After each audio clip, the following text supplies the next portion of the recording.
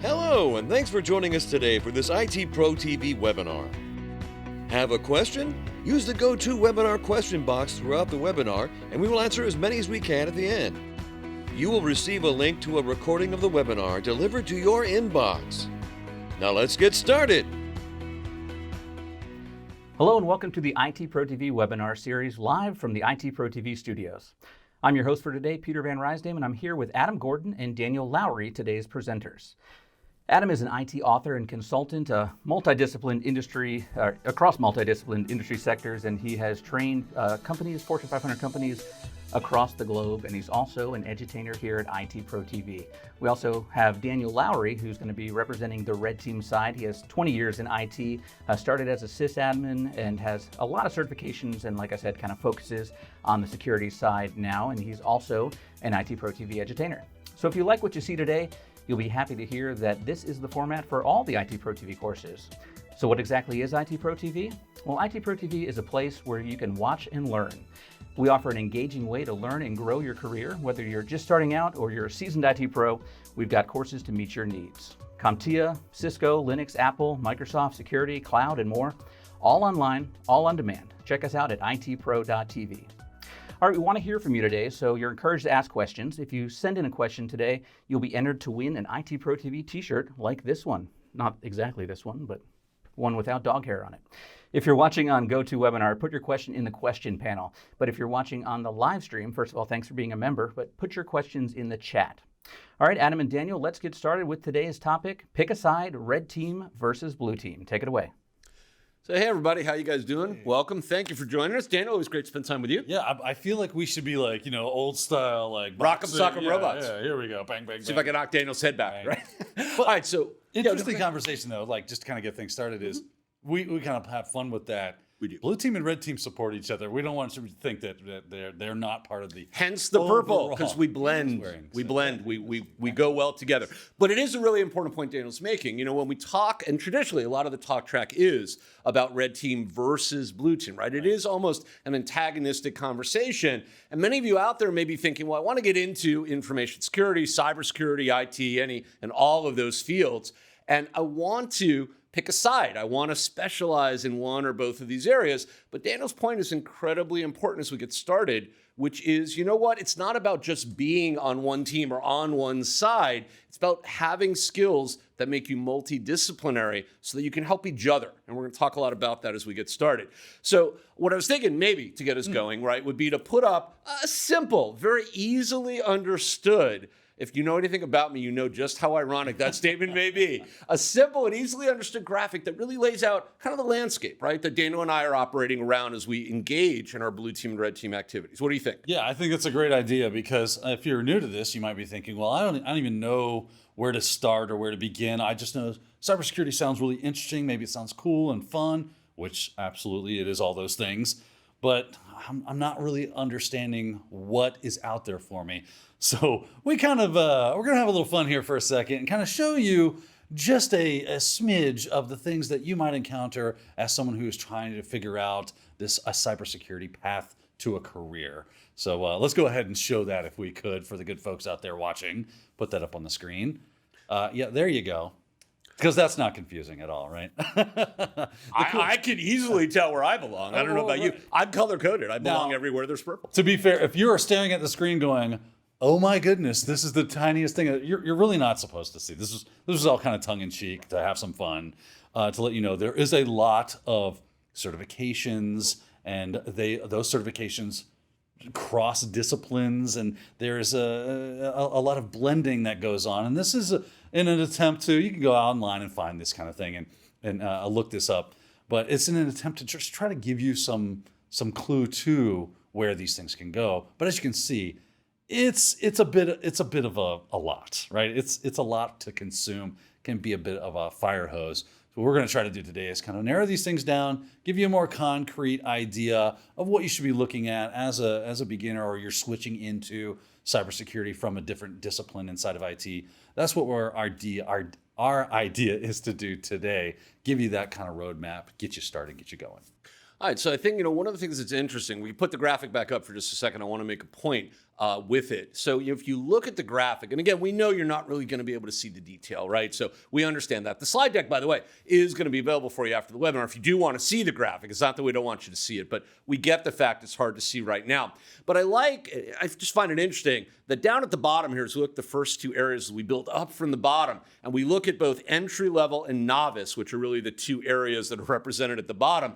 There's absolutely no blue skills of any kind or any kind of blue team activity in the most basic area, the novice area. The little blue square that's kind of tucked away there is actually architecture. It represents TOGAF as one of our frameworks. And when you get into the kind of second level up, we do begin to see a little bit of blue team. We do see the CISA plus certification from CompTIA, for instance, as a representative of that. There are some things off on the far right over there as we take a look at some of the AWS certifications, for instance, some of the cloud-based stuff. But the reality is, it's not about, okay, we only get blue skills or red team skills at a certain level, and if we're not at that level, we don't get them. We only get them if we have this certification, and maybe it does or doesn't represent that. To be clear, this is one person's vision, right, of what the current landscape represents. It's not by any means complete or authoritative in the sense there are certifications that are not represented here. And there may be industries or verticals that are not represented here as well. But it does show one thing, and Daniel and I both spoke about this in our comments already. It shows that there's a varying degree not only of capabilities and skills as you aggregate and combine them, but that there are so many places that we can gather those skills, those certifications, and those experiences. They have to be open to that when you think about red team and blue team. And just to quickly, before we move on to reference the slide you're having trouble seeing, the details. We've seen the slide. We put the slide in there so we kind of know what's going on in there. There's a big green bar going across there. And that is programming, right? And you'll notice that kind of crosses almost every single, it's touching almost every single area of cybersecurity in this graph. I thought that was a poignant thing for us to keep in mind as we move along. It is. So we've talked a little bit about the landscape, right? Kind of laying out the idea that, look, there's a lot of variation, there's a lot of opportunity, a lot of different ways to get from where you start to where you ultimately want to be. And it's not just about I'm only going to be in one area or one silo. So now that we've kind of laid that out, let's talk about what some of the ingredients are, right? The things that actually are going to go into making color appear on this slide, and how do we actually put that together? So we've got a cool little slide here. You may be hungry, so we thought we'd give you a little snack while we're presenting. Wanted to be good hosts. Stomach growl that just happened. We wanted to be good, gracious hosts while we were spending time with you. So, we put together, just some visuals that help us to really represent for you the idea that while we do have certifications, we do have skills, these are going to be very important elements as Daniel and I talk. They are color-coded, but don't read anything into that per se. But ultimately, as we look at those individually and then we combine them, we see experience, right? On the far right-hand side over there, kind of the blend of the red and the blue. And it really is going to be about how we can take the best of all those skills and how we can use them not only individually, but collectively to the betterment of ourselves, our team, and ultimately our organization. So let's jump in. Let's talk a bit about the idea of certs. Maybe we'll just start there. It happens to be closest to me, so we'll start with that. But, we all have our take on certification, right? I mean, we all believe it's important at some level. Daniel and I talk all the time about the fact that while we've both been in the industry for a very long time, we both hold numerous certifications. The idea that certifications overall, until very recently, have been primarily almost an exercise in memorization. And we go back and forth, Daniel and I, about this all the time.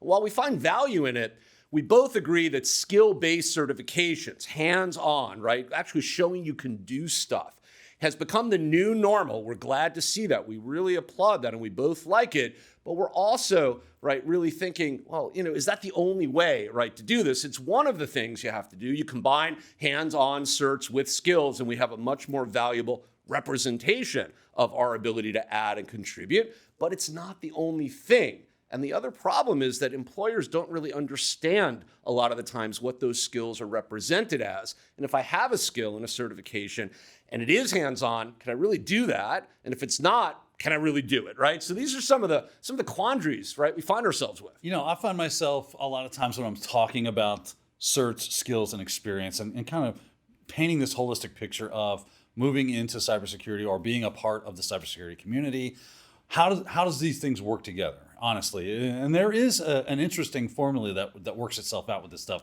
where certifications, you got to remember what they're meant to accomplish.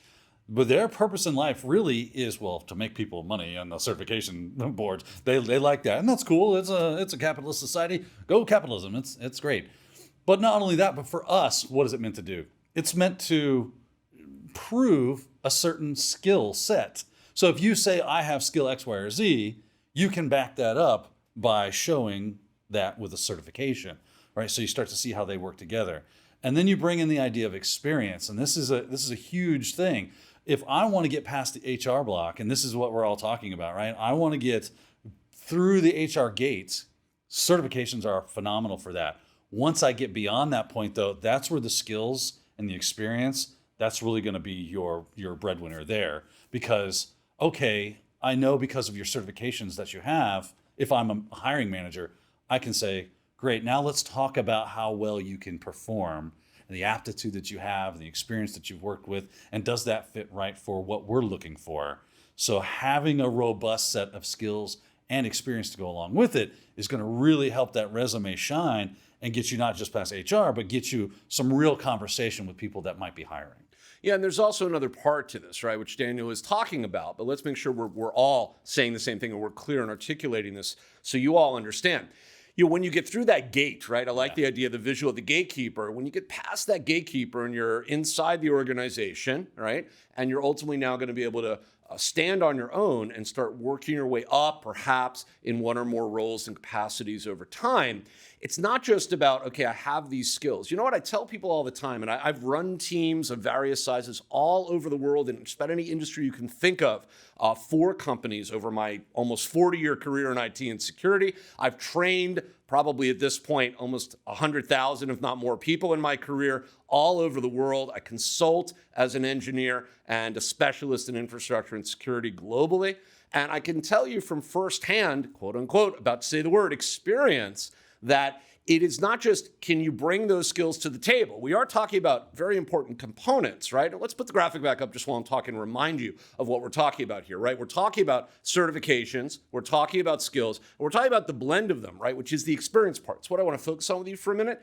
But it is about, hey, I've got this baseline, but you know what? Our needs are shifting in the organization. I have this conversation with customers all the time. We're getting and divesting ourselves. We're getting rid of a lot of racked and stacked iron on premise. And guess what? We're shifting and lifting a lot of that into the cloud. Well, everybody that is certified and has skills around maintaining this on premises is going to have to retool and reskill in order to generate that value for the organization. As we need new people doing new things? No, we need the same people doing different things, right, is what you got to be thinking about. And the employers that understand that you are teachable and retrainable because you have a track record proven through certification, skill acquisition, and experience till now, that we could simply point you in another direction, give you the resources and the tools, and make you essentially the person we need and invest in you, are going to do better and go further than the company that says, well, I'm going to go out and hire those people net new. Yeah, you may get new people that are going to be as good, perhaps in some cases even better, but guess what? They're not going to be dedicated to your organization. They're not going to live your values. They're not going to have a proven track record for you. Basically, and they're not going to be loyal, right? Yeah. Well, I mean, they're hired and, you're paying them. And as long as you keep paying them more money, in theory, I guess they'll be there. But we see a lot of this where people are playing hopscotch in jobs because they get an offer, they go run off, get more money. Yeah, and so you got to think about it. Yeah, a lot. I've seen that a lot as like, we're moving away from the old school model of I get with a company, I'm with them, I have company loyalty, they're loyal to me, and I was going to say graduate, I retire one day, and they gave me a gold watch, and everybody's happy, and it's great. We're seeing a lot less of that. I've seen that probably in the last 10 or 15 years, moving toward that. The idea is to gain a set of skills and experience, find an entry-level position, work with that company, give them your best, have them give you their best as far as training and certification, and this is more of a contractual idea that I'm going to train you, and one day you're going to want to leave the company, and go to something bigger and better. So help me get you there and help me get the next person that's going to come and take your spot and be the next person I need. And that seems to be the prevailing wind, at least in my experience. I don't know if that's yours. It has been, and I think it's fair, right, if everybody's on the same page. So if you admit that, everybody says, okay, look, this is the deal, right? We're going to have a program that helps you to grow over time. You're going to mentor people coming up behind you. I love the way Daniel put that, right? Let's blaze a path, but let's make sure the people behind us know how to follow us and be meaningful in terms of their net new and net value add of knowledge and skills and experience. And let's make sure that whoever's in charge of whatever's going on behind me, that they are as skilled as they can be, but that we leave room for them to grow.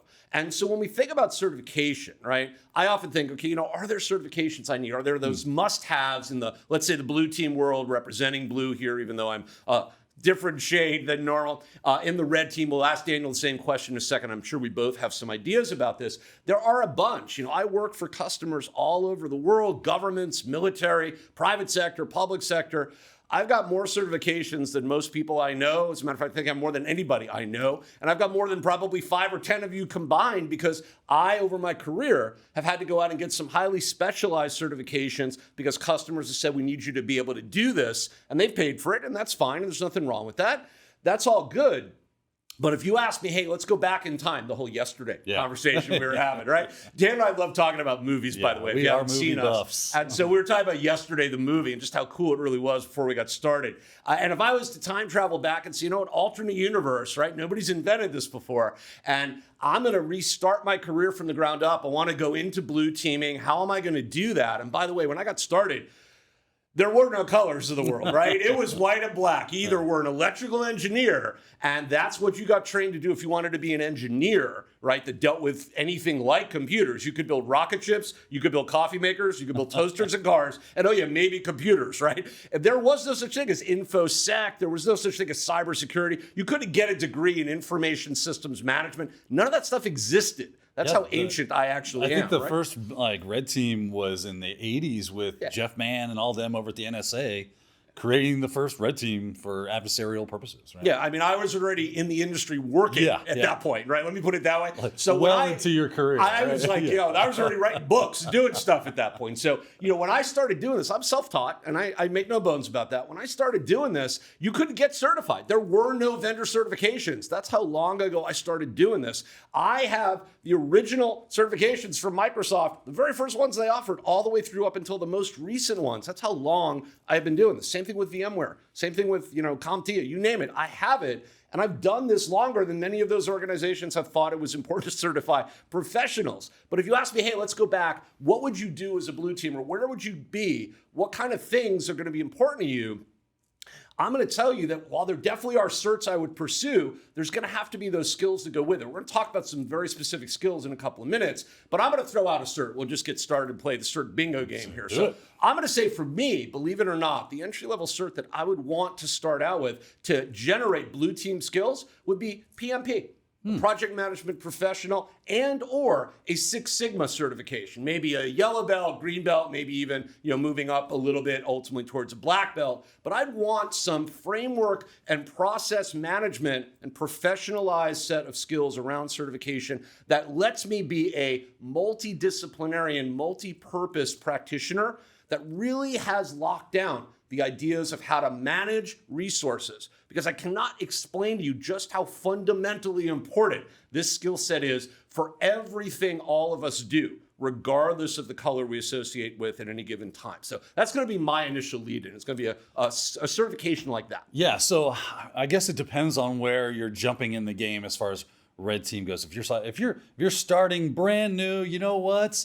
I've decided that red team is the life for me, and I would be glad to hack into these servers for you.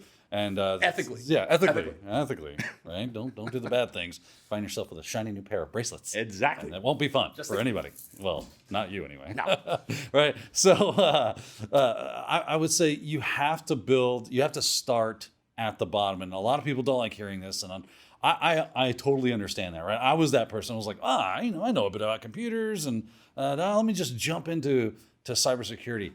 That was Daniel when he was 18. And guess what? Daniel was sorely, sorely disappointed, because to do this job well on this side of the fence, to be very good at that, you're going to need to be an extremely broad and diversely trained individual. You need to understand operating systems. You need to understand networking. You need to understand basic security concepts. Actually, probably wouldn't hurt you to spend some time on the blue team to find out how those things work and what they do, and how maybe can't break them if you don't know how they work. Right? This is just like you can't break them. Right. You can't break them if you don't know how they work. You can't understand how they work unless you figure out what's going to go wrong, Right. so you know how to stop it. This is the paradox. What you need. Right. So honestly, if you're brand new, you're starting, you just need to take that traditional IT path, probably go on that A+, Net+, Security+, and then I've got a good round knowledge at this point. Now I'm ready to jump in to start really pushing myself toward being a vulnerability assessment auditor,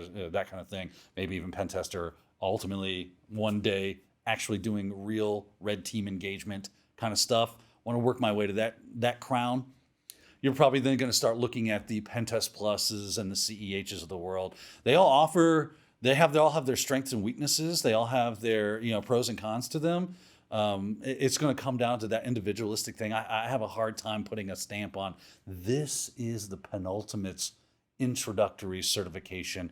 Really, any of them are going to give you that foundational skill sets that you're looking for.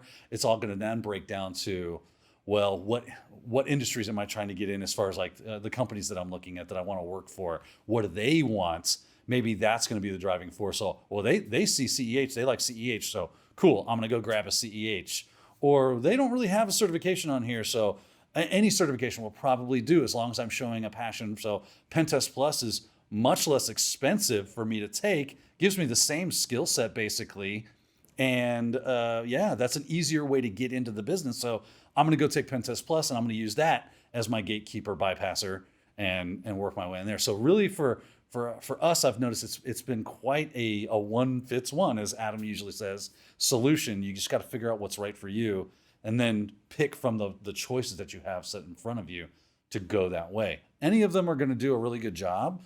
You just have to know which one's going to be right for what you're trying to accomplish. So let's build on that theme a little bit that Daniel was just sharing with us, right? Because I love the way he laid out a lot of different options for us, almost like a buffet, right? I was getting hungry while I was sitting here waiting on you to tell that whole story, because I love the fact we had all these different choices, right? We could be doing CISA Plus, we could be doing Pen Test Plus, we could do an A+, Net+, Security Plus, kind of the traditional IT path that Daniel laid out initially as he layered in some richness, right? And built out some detail there, CEH, right? Whatever it is. But, let's come back for a second to the broader context that I was thinking about, which is I took a different approach, right? I said, you know what? I would stay away from the IT skills initially, right? I would be going for more of the soft skills, business skills, project management kind of area. And the reason I'm suggesting that is, I've seen over my career that telling compelling stories, communicating relevantly to your audience, and knowing how to speak to the various audiences you're going to engage with. And Daniel's saying, well, you're going to get past the gatekeeper. Well, the gatekeeper in HR, right, these days is probably an automated bot that's doing a resume search. So, saying nice things isn't going to get you in the door the way it sweet used little to. bot, please let me by. Right? You're such a sweet bot. You're a nice bot. Your hair looks so pretty today, right? Years ago, when you would go interview for a job, you would talk to a human. Let's be honest. Yeah. He would do that whole thing. I'm not saying there aren't still humans involved, right? But what I'm saying is more and more, a lot of that initial vetting up front is being done by culling, right, through search engines and bots that are crawling on the web. Let's be honest. Where do you put yourself out? You put yourself out on LinkedIn. You put yourself out on Dice, on Ladders, wherever you go get listed. And the reality is, right, that is where employers are also going and trolling and casting their nets. And so a lot of the initial HR gatekeeping is just a keyword match. Let's be honest, it's being done based on a resume scrub. If you don't know how to tell compelling stories that highlight those skills, and to Daniel's point, those certifications that align with the job role that you're aligning with, if the job says, hey, you're going to need CEH and 5 years of practical hands-on experience writing vulnerabilities in Python, and your resume doesn't say those things verbatim and show how you do that, you're never going to make it past that filter. You're never going to get a chance to tell an employer how great of an opportunity it's going to be for you to join their team, how much value you're going to add, because you're never going to talk to anybody, right? It's highly unlikely, let's put it that way. So it's about telling compelling stories, and I really do think of myself first and foremost as an educator, regardless of whatever else I do. But I think part of education is understanding how to communicate effectively in a variety of formats or methodologies so people can receive your message. And I think regardless of where you go, what team you want to be on, and the skills you have, if you're not able to communicate them effectively back to your stakeholders, back to the people that are engaging you, and they're asking you for guidance, all the skills in the world, your ability to hack every box on the planet is meaningless if you can't tell that story and show why you were able to do it and explain how you're going to prevent someone else from doing it. It is a really interesting thing that you bring up, because totally agree, right? Being able to deliver the information that you're trying to provide for your clients in a way that they can actually consume it is a very cool thing. Unfortunately, I do see in the business a lot on the red team side of things, people talking about, I have trouble making them, getting them to show up showered and coiffed and taking care of themselves. They don't get out very let often. alone being able to fill out. So if you do have those skills, you are going to be a whole lot more effective and marketable as either side of the team. Doesn't matter where you're at. That is just a great skill to have regardless of the field, is to be able to communicate effectively whatever it is that you do to the people that need to know that information. So I don't know if I'd go as far as to say, yeah, go get PMP or Six Sigma or anything like that.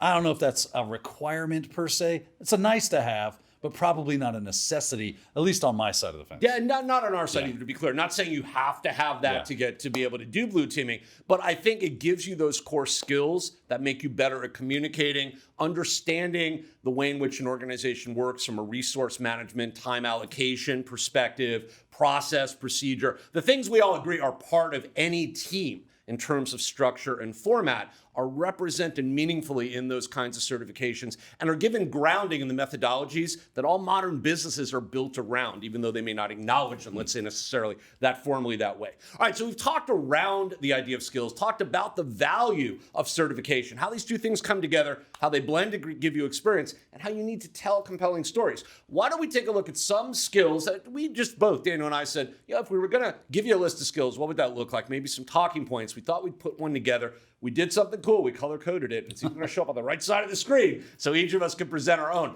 But we thought we'd start with these and maybe just have a quick conversation, see where it takes us, give all of you watching us the opportunity to maybe start thinking about some of those questions you want to ask us around certain skills. I think we're both going to try to tie these into some certifications also, just to give you a sense of where you pick some of this stuff up. Maybe even hint at the fact that some of these skills, some of these certifications might be something here at ITProTV that we can help you out with, because we have courses that do speak to some of this stuff, and you can spend time with Daniel and I as we go through this. All right, so I'm going to just choose one off the top. You want to go 1-1, or you want to go for it? Yeah. All right, all right. So let's start with intrusion and/or packet analysis. Right, for me on the blue team side, bread and butter. Daniel talks about the core. This is one of the key core elements for what we do. Remember, the idea of the blue team is that we're going to be defending our networks. The idea is that we want to see what's coming in. We want to identify whether it is friend or foe, right? Just keep it simple. And intrusion and/or packet analysis is really going to sit at the heart of a lot of that. We can tie it in to something down here like SEM or IDPS. But for right now, I'm just going to say that this is going to be critical because we want to understand and identify vulnerability, and we want to understand and identify risk. And we look at our flows of traffic in order to figure out what those things are and then take action to try to minimize them. That's a great skill, and it does apply to the red team side of things as well. It does. That's just a phenomenal skill to have. My first one I went with was, I'm trying to catch a lot of things with this first one, honestly. There are so many things that you need to understand at not just a basic level when you start working into the red side of things, because you might encounter it and you have to deal with it, you have to work with it, and you have to maybe even break through it and get to the other side. So I went with systems, networking, and web administration. So when I say systems, I mean Windows, desktop, and server operating systems. Not just I know what that is, but I know how to set those things up. I know how they work with things like Active Directory. I understand how the authentication mechanisms work inside of those systems. I understand even the database relationships that'll happen with that as well. So having a good foundational, real structured knowledge of things like Windows, the Linux operating system is huge to know. You have to know Linux. It's not a nice to have. It is a must have. You need to be very handy in a Linux system. It can't be something I've fiddled around with it. No, you got to be able to walk your way through the thing. Is it fair to say both command line and graphical these days? Yes. Because we do see more and more of the graphical. Absolutely. I am talking about every single aspect of these systems you need to have a pretty good familiarity with.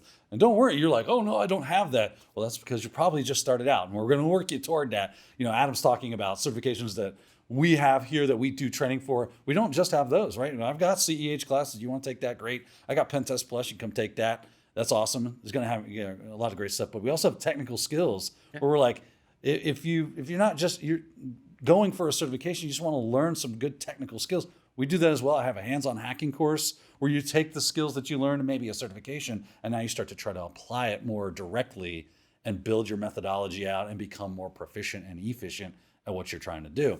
And that's why things like operating systems, networking, how do these things connect? How do they communicate? Where are the flaws and the weak spots in those communications? How are they shored up? Where are the flaws in those technologies? Again, and then of course, web is a huge one because everybody has a web presence.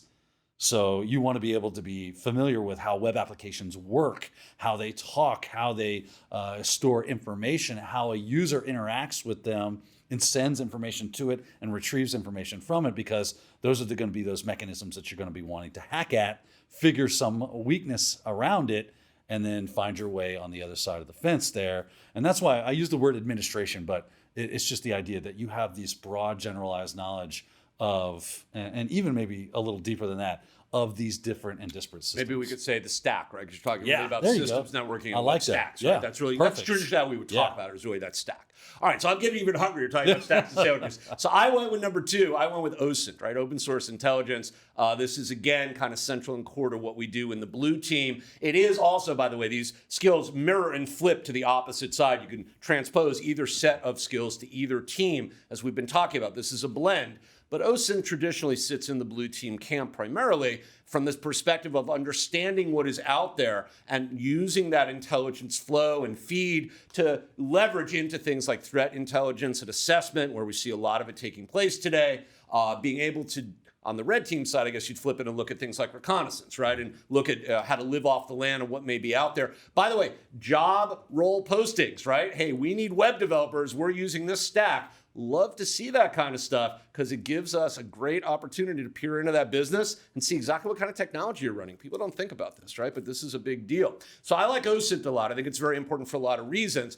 I'll throw one out there that Daniel and I both have already mentioned, and we both have talked about, which is some way of understanding documentation, audience relevant communication. You'll see it's on both our lists. Daniel has it as soft skills, oral and written, kind of pairs with what we were talking about earlier. But it's such a fundamental set of skills for us to be able to tell stories and understand. I sit in boardrooms a lot talking to the C-level executive suite of a company, and then 10 minutes later, I'm in the trenches with the people that are actually racking and stacking infrastructure and doing those things at the tip of the spear, executing tactically. I have to switch gears because when I'm talking to tactical people, engineers like myself that are doing this for a living, I can talk tech. I can get really down deep and talk about what's going on with that. How are we mirroring that port? How are we capturing that flow? What's going on? When I sit in a boardroom, I can't talk that way to C-level executives, just primarily because they just don't really care about that level of detail. They want to talk much higher level. What are the risks? What's our exposure? What's the financial liability? What's the legal liability? The person racking and stacking infrastructure doesn't care about any of that. They just care about the really cool technology that someone handed them that they get to play with. So if you don't understand how to communicate relevant and appropriate information, it's going to be very hard for you to bring these skills into the organization and put them to work, right? So I think OSINT is going to be real important. Yeah, OSINT's great. I'm going to go ahead and touch a little bit more on the soft skills stuff that you were just saying, and then I'll move into my hacking tools and concepts. So just really quickly, if you think that the writing the report thing and talking to people part of the job is like, yeah, anybody can write a report, go try to do that. And you'll see really quickly that if you're trying to tell that story of, here's how I started working at your application, and here's where I found the vulnerability, and here's how I was able to exploit it, and you got to give that technical write-up and do it without spelling errors, grammar errors, and all that so that you don't look like a complete fool. And that's somebody they don't want to come back because this person can't even use the proper pronunciation of there, or the proper written They can't spell form of there. checker. Yeah. How hard is it to hit that spell checker and just run through your stuff? If you can't do that, what else did you miss, right? These are actually a pretty important a set of skills. Those written skills on the red team side are super important because it's that report that we turn in. That is what they paid for. And you do need to be able to write to both the C-level and the technicians that are going to be implementing the changes and mitigations, things, risk mitigations controls, that you Absolutely. give them. So be prepared to do that. If your oral and written skills aren't on par, start practicing now. Do CTFs, do something, write a report, and then have somebody read it and say, hey, does this make sense? If it doesn't, you need to try again and get better at that. That's a skill you need to cultivate. All right, hacking tools and concepts. Again, a very broad brush because there's about, I think the official count of hacking tools and concepts is about a bazillion at this point. I think that's the official number for that. There are a lot. You will need to figure out what are the best tools for doing certain jobs for you and your method of doing things.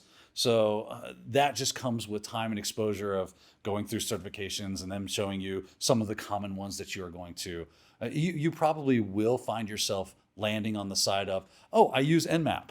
Oh, I use SQL Map. I use JoomScan. I use WP Scan, and all these standard tools that most of the people in this industry are using, because you don't want to be the person that goes, what's Burp Suite? I don't know what that is. That's a gold standard thing. So you're going to figure that out as you get through a lot of the certification training that you might go through, or just inquiring into the red team side of things, because those are the standard tools that which get used. So you want to build that toolkit out, familiarity with those tools, be able to use them, and then the concepts behind what those tools go to. How do I use JoomScan? What does that do? What is WP Scan all about? I don't understand how that works, or why I would even use it. That's the concepts. You got to know what a SQL injection is. You got to know what cross-site scripting is. You got to know what CSRF. You got to be able to look at the OWASP top 10 and go, I'm familiar with this, on that, and be really well versed in the language that we're speaking, so that you can have that conversation with people that you want to be employed by. And if you are being employed, you can still, again, continue to have that conversation, and it makes sense to everybody because that's the language we speak. All right, so let's just bring the slide back up. Just a couple of things I want to wrap up with. So just about into our question period. Hopefully, by the way, you're all getting your questions ready. I know Daniel and I both are looking forward to chatting with you guys. So Daniel mentioned my next one, which is the OWASP Top 10. He kind of rattled off a bunch already. It's important for both of us, but from our perspective on the blue team, it's about knowing what those vulnerabilities are so we are on the lookout for them. Reference back to intrusion packet analysis, reference down to SEM and IDPS. We need to profile and understand threat and threat vector so we understand how to be on the lookout for bad and know what bad equals, right? So we can prevent bad, right? We want to be, if at all possible, risk adverse. And so we need to be on the lookout for that. This list is churning all the time, and we need to be aware of that, right? And the idea behind SEM and IDPS, right? Whether we're using a SEM solution to log, aggregate, whether we're using an IDPS, an intrusion detection and prevention system to drive monitoring, alerting, and response in an automated fashion, all of us today are moving more and more towards an artificial intelligence, business logic, machine learning kind of driven stack. Many of the skills and tools we talk about, regardless of what they are still old school, but they're being paired more and more with inputs that are coming through automated and animated solutions that involve artificial intelligence. And to leave it off the list, even if we don't list it there formally, but to at least say it, would be really just, unfortunately, just an oversight, because we have to understand that. Now, does that mean that you're going to go out and become an AI, machine learning, business intelligence specialist to be a blue teamer or a red teamer? No, we have data analysts that do that stuff, and that's perfectly fine.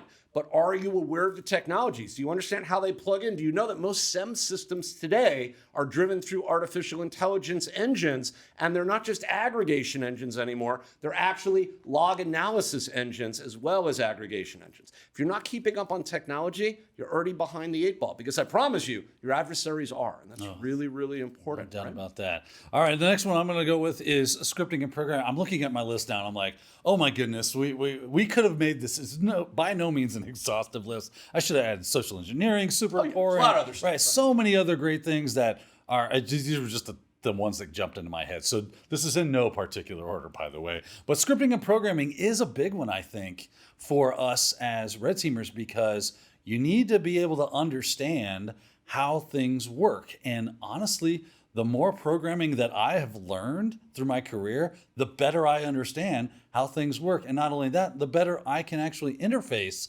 with different technologies because I understand what's driving it underneath the hood. And now I'm able to fiddle with it. I'm allowed to play with it. I'm allowed to tweak and move and go, oh, what happens if I push this over here? What happens if I add this character there? What happens if I do this? Don't they see that as a special character? Is that being filtered? Or you start to be able to play. Oh, and not only that, what if this tool is great, but it doesn't really fit with exactly what I'm trying to do. I need to make my own. Being able to write your own tools is absolutely a great skill to have as a red teamer. Especially if the tool you want doesn't exist, right? Right. You know, we talk about a lot of off-the-shelf tools, right? But a lot of times you'll be like, this tool kind of works, but I need it to do something slightly different. And if you can adjust it, you're going to have that tool, right? Yeah. So that's really critical. So just giving you that understanding, that underneath the hood look is super helpful.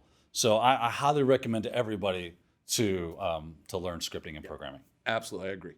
All right, so are we good on the? Oh, yeah. Again, this is just kind of the entry-level skill conversation. There's so many more. Daniel and I could do literally just an entire afternoon and nothing but this. It's a lot of fun. We hang out, we have popcorn, we have coffee, occasionally a beer. It's really cool. Watch a movie, talk. We do. It's a hoot and a half, as we say here. All right, so we talked about skills. Let's maybe wrap up with something I thought was kind of cool, and I thought was probably a great way to summarize what we've done. Let's put a little graphic up on the screen, right? Is it okay, right, as we think about this, to be colorblind? You've been talking a lot about the fact that, it's red team, it's blue team. You heard both of us really evangelize this idea that, yes, I gotta have a foot in that camp. I gotta solidly commit to that path, but I gotta understand the other side. I gotta reach my hand across the aisle, and I gotta be willing to work with them because they're gonna help me to be successful, and I'm gonna help them to be successful. I can't imagine, and I can't even think of across my career, any of the red team or blue team exercise I've been involved with, and I've done probably thousands of both at this point, that didn't involve talking to the other side and working with them in one capacity or another. And if I hadn't had that ability and that foresight to understand the value of that, the conversation wouldn't have happened and the customer would not have ultimately benefited from that. So I think it's just a reminder for us that it's really about making sure you take that opportunity to see the other side, right?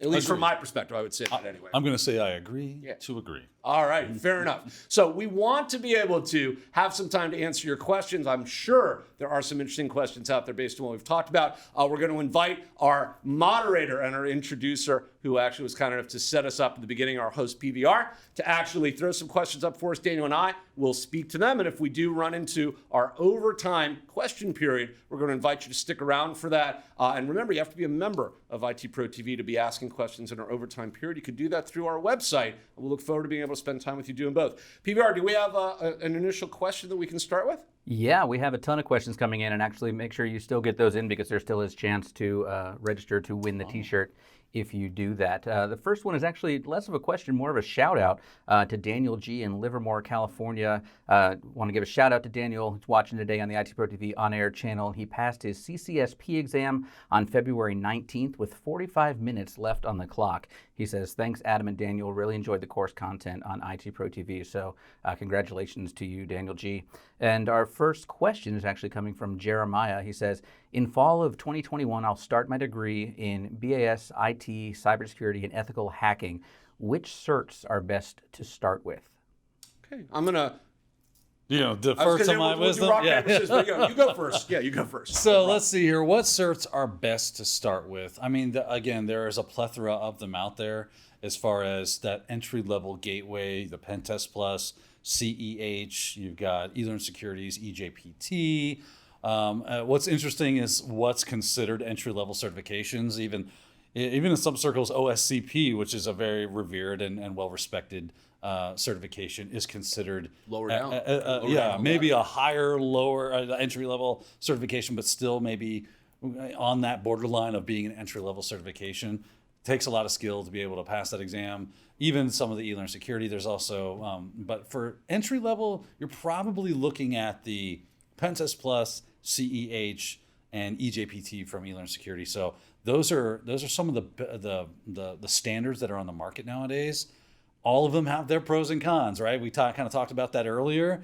So you're going to want to look down the list of what they offer, the pricing, what kind of industry recognition that they get out of them, and then make the right decision for those. It's a small set, just only 3 certs. You should be able to pick one from those 3. I'd be hard pressed to say this is the best one for you because I don't know you. Now, one thing I'll just add to that, right, which I think is also important, because you called out you're starting your degree track.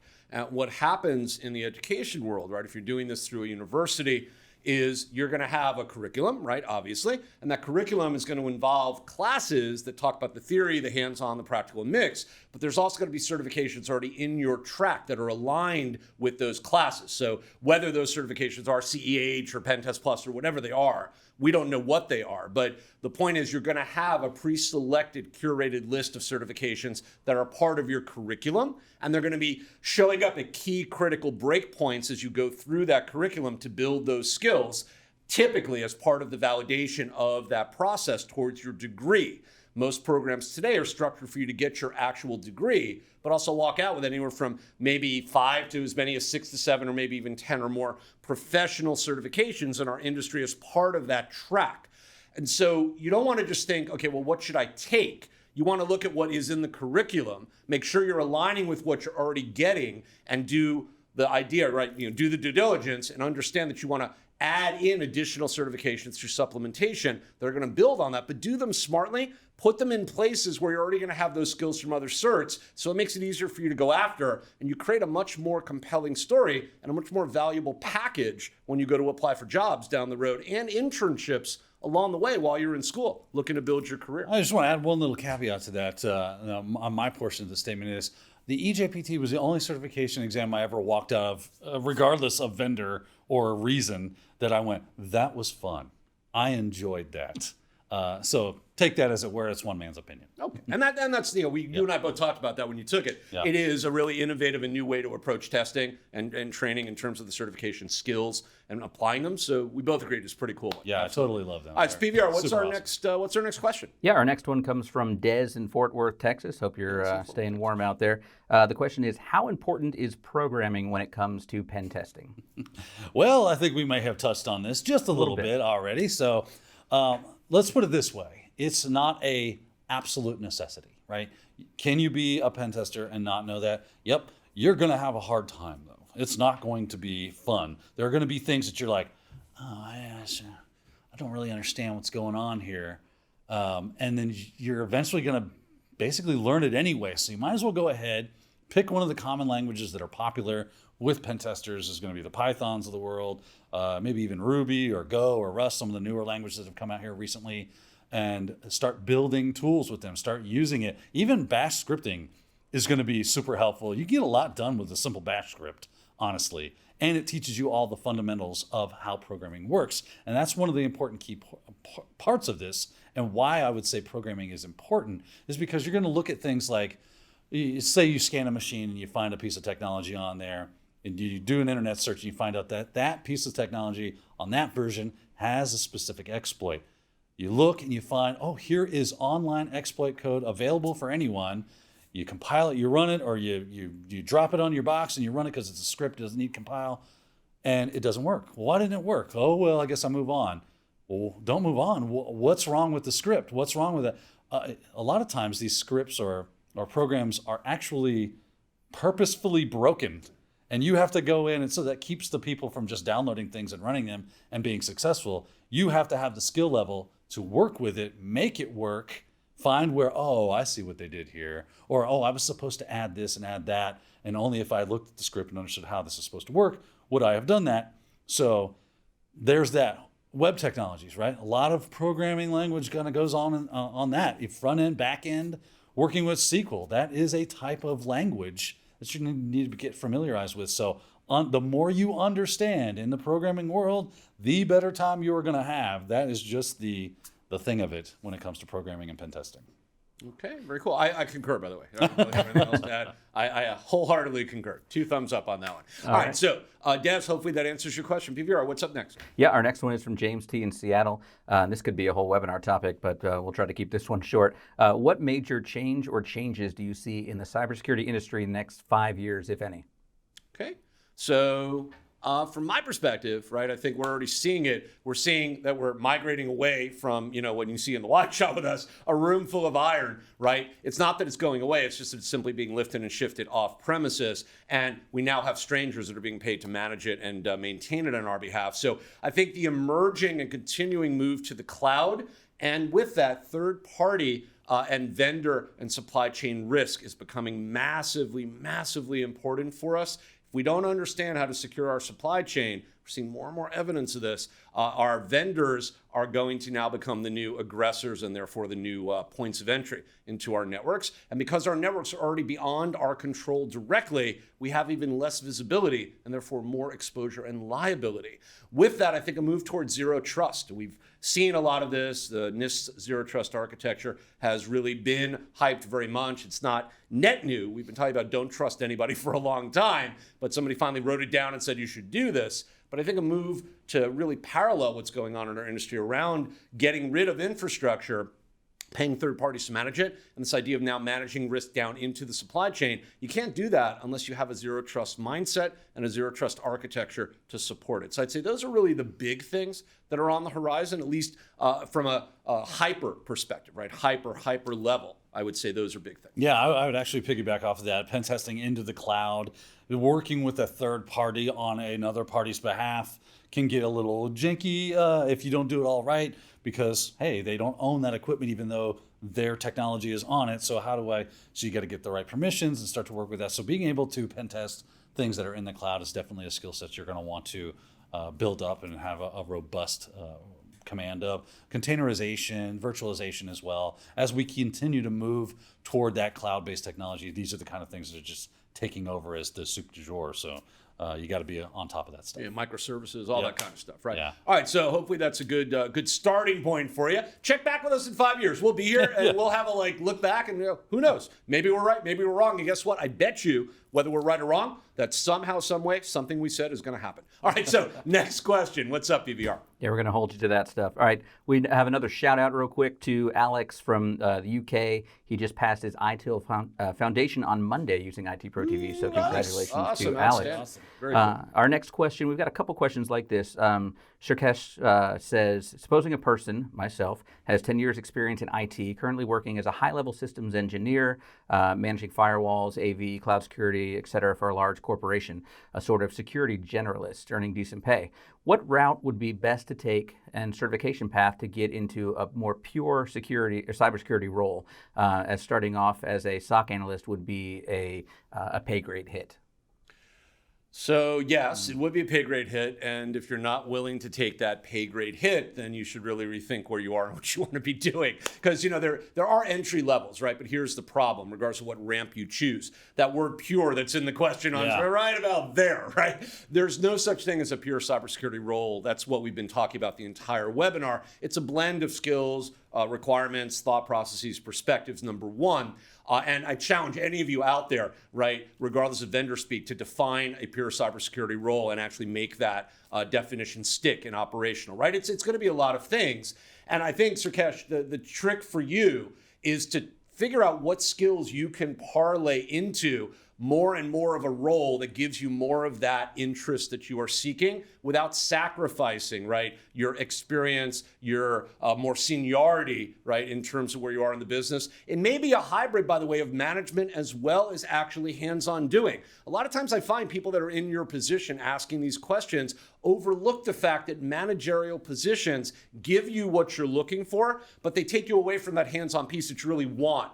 And they don't have to. It's a question of you carving that out with your organization. Because if you're a hands-on manager who manages a front-end team of cyber professionals, you could still be hands-on because you speak their language and do what they do. I would love to have managers that do that as opposed to managers that are purely theoretical. And so as a result, don't overlook all that stuff you've invested in terms of skills to build. Put it to work for you and carve out your own position. You'll find there's probably a lot of success in that. Yeah, I saw a book. It was called The Proximity Principle, and it was all about how just start hanging around the people that you want to emulate, like that you want to be Become like. part of their orbit. Right. So this is basically what Adam's talking about.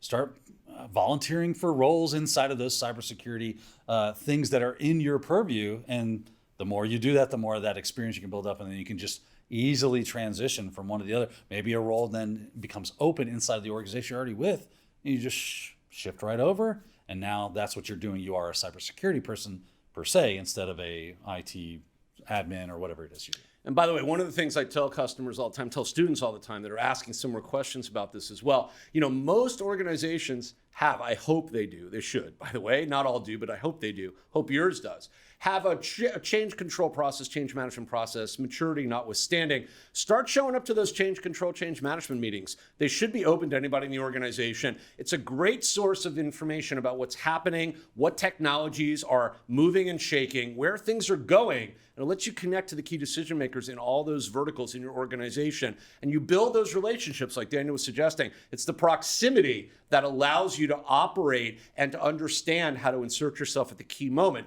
to become the problem solver and the solution, right? And then you just naturally are the person they elevate. And so don't be afraid to take advantage of those inside opportunities. Change management is a huge gateway to everything in the organization. Leverage and use it to your advantage.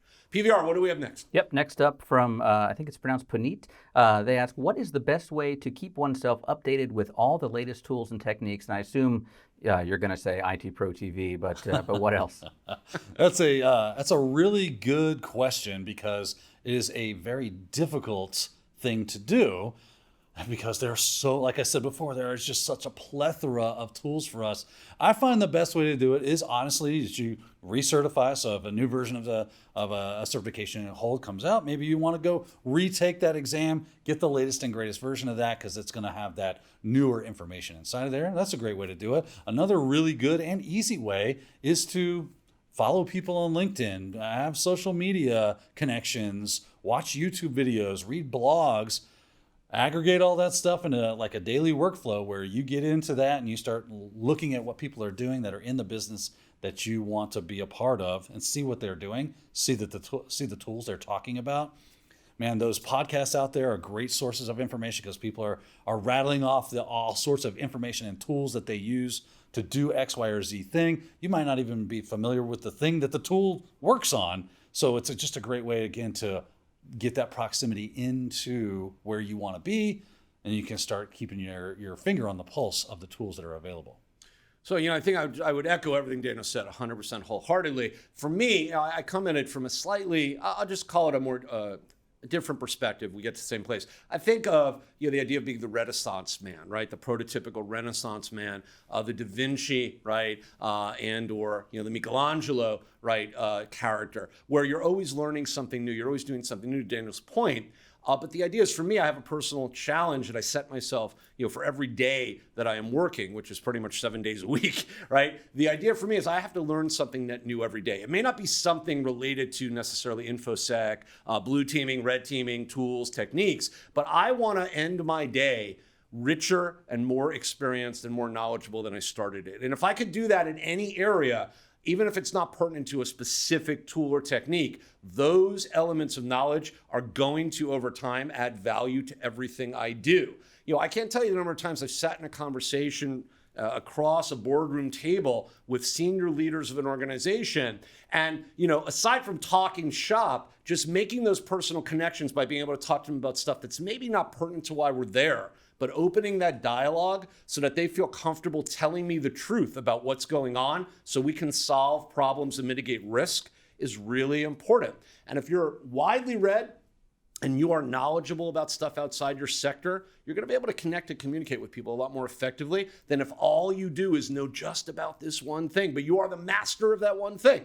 I don't want to be the smartest person in the room. I want to be the person who knows enough to understand how to help people. That's what I want to be. And if you think about learning that way, you're always going to be relevant no matter what's going on, and you'll always have an opportunity to engage and therefore to add value. And I think ultimately that's what we all want to be able to do, right? And kumbaya, and we ride off into the sunset. All right, BVR, what's our next question? I think you probably are the smartest person in the room, but we'll see. And Daniel, I can't believe you didn't use that opportunity to pitch our TechNado podcast there that you and I are both on. That's a great way. I to said stay podcasts. Updated. I know, but not specifically. All right. Our next is Adam from Hotlanta, Georgia. He says, is Pentest Plus beneficial, or does it make more sense to focus on the CEH as it is more popular in the industry? Man, you see why I've answered this question 3 times already, because it is the question, right? This is the thing that people are having struggles with on what should I do? I got so many options. I'm at Babette's feast here, and I don't know what to pull off first. So Pentest Plus has its pros and cons. It is new to the industry, so it's going to be less recognized than a CEH would. It does have some pros to it. It's great content. It has a lot of really relevant skills and tools that you're going to need to get your foot in the door and to be able to perform as a junior pen tester, hopefully one day as you get that job. So anybody that's taken it, everybody I've talked to, I've taken it, I have that certification. Everybody I've talked to about it, they loved it. They thought, man, CompTIA did a great job as their first offering into something on the red team side of things.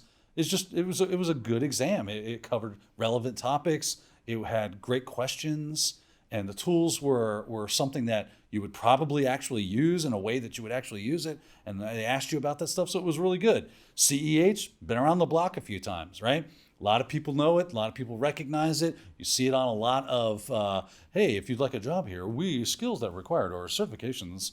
CEH is probably going to be a part of that if you're looking at those pen testing, vulnerability assessor type of employment opportunities. So you might get a little more juice for the squeeze, but then you got to go back to, well, it's like a $400 something, I think. I don't know the exact price for Pentest Plus. It's fair to say it's a heck of a lot cheaper. It's much cheaper than going for a CEH for the exam, because even if you don't take their training, if you don't take their training, it's like $1,200 or something. Yeah. It's like crazy expensive. Yeah. So there's that. But then you got to go, do I want their training or do I want good training? Right? Just gonna throw that out there.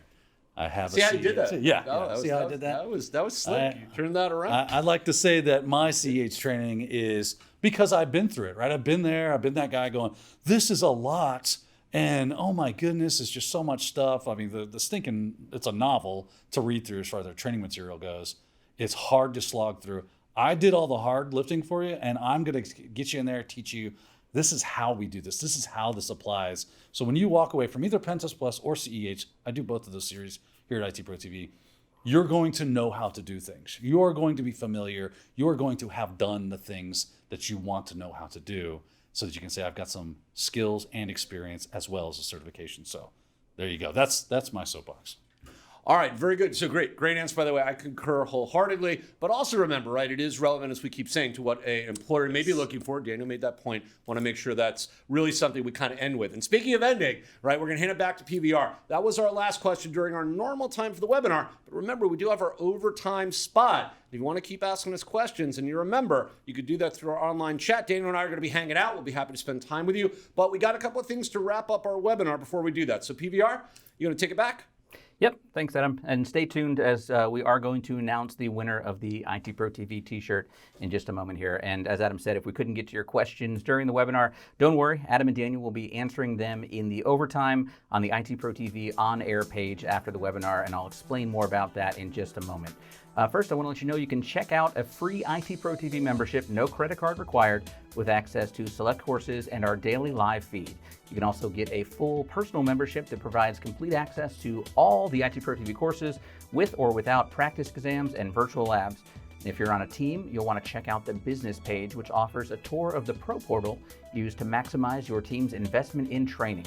And don't forget to enter the promo code webinar30 when you sign up for an ITProTV membership to get 30% off the lifetime of your personal membership. All right, now for the winner of the ITProTV t-shirt. Let's take a look and see who it is. And it is Des from Fort Worth, Texas. Congratulations. We'll get one out to you. We'll reach out, so don't put your information in the page there, and we'll get you one that doesn't have my dog's hair on it, because this is my personal shirt here that I'm taking home. All right, well, we've run out of time here for this webinar, but we still have some more questions from you all that we'd love to answer, and we're going to go into overtime on the ITProTV on-air page to continue answering those questions, but this is for ITProTV members only. Now, you can become a member today for no cost by signing up for a free membership now.